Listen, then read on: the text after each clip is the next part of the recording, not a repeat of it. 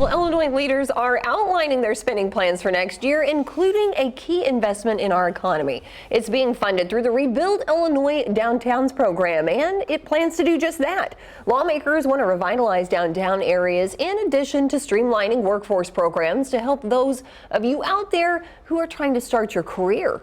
And another thing that they're working on right now is tackling poverty through a program called Home Illinois. It would expand affordable housing, outreach, and homelessness prevention efforts. More money is being invested in Illinois' recovery initiative as well.